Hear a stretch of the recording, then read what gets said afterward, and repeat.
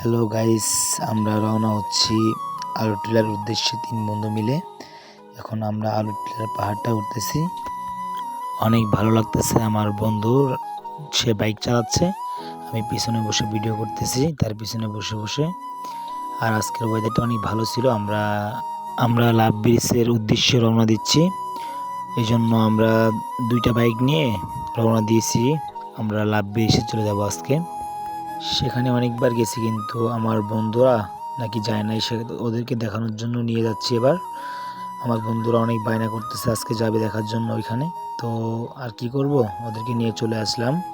এই তো কাছাকাছি চলে আসছি আমরা। এটা হচ্ছে আমাদের লাভ ব্রিজের গেট। এখানে আমরা টিকিট ক্রয় করব, তারপরে আমরা ভিতরে ঢুকবো আর কি। তো এখন আমরা টিকিটের কাউন্টারে চলে আসলাম। এখানে আসার পরে টিকিট ক্রয় করতেছি। আমার ভাগিনা নামছে, নামার পর ও নিচে ওর 2টা, আমরা নিচে 2টা। এখন আমরা রওনা দিব।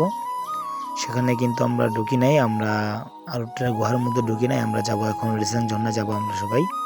তো রিসেন্ট ঝর্ণার উদ্দেশ্যে রওনা দিচ্ছি আমরা। আর এখানে আশেপাশে অনেক পাহাড় ছিল, অনেক উঁচু উঁচু পাহাড়। এই পাহাড়গুলো দিয়ে আমার পিছনের বন্ধুটা বাইক চালাতে পারছে না, অনেক কষ্ট হচ্ছে ওর। তো আমার ভাগিনার আবার কষ্ট হচ্ছে না, বাইক ও অনেক পুরনো ড্রাইভার, তো এই জন্য ওর কষ্ট হচ্ছে না। তো আঁকা বাঁকা রাস্তা। এখানে একটা দোকান পাইছি আমরা, শরবতের দোকান। তো অনেক পানির পিপাসা লাগছে, এখানে আমরা শরবত খেয়ে নেব, তারপরে আবার আমরা রওনা দেবো এখান থেকে। তো এই ফাঁকে একটা ভিডিও করে নিচ্ছে আমাদেরকে সবাইকে। উনি শরবত বানাচ্ছে ভালো করে। তো ওনার শরবত বানানি প্রায় শেষের দিকে। আমরা এখন শরবত খেয়ে আবার রওনা দিব আমরা রিসাং ঝর্ণার উদ্দেশ্যে।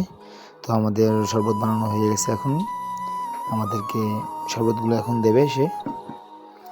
তো একে একে আমরা সবাই শরবতগুলো নিয়ে নিলাম। এখন খাওয়ার পরে যাবো চলে আবার ঘোরার উদ্দেশ্যে।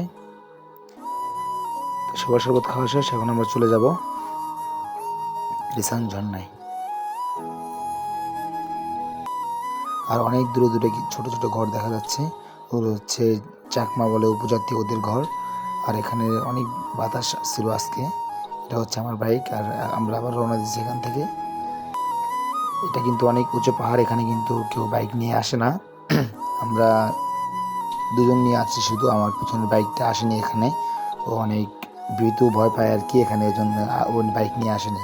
ওর বাইকটা একটু সমস্যা আছে, ব্রেক কম হয়, এই জন্য আমরা শুধু 2জন আসছি, আমি আর আমার ভাগিনা চলে আসছি এখানে।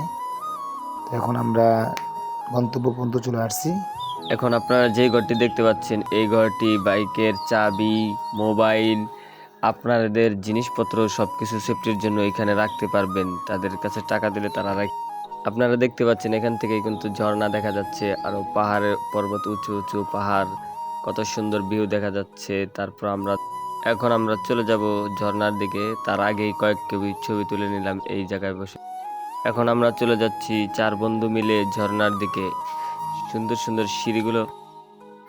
আর এখানে আসলে আপনারা সঙ্গে করে প্যান্ট নিয়ে আসবেন, এখানে যেহেতু গোসল করার জন্য আসে সবাই।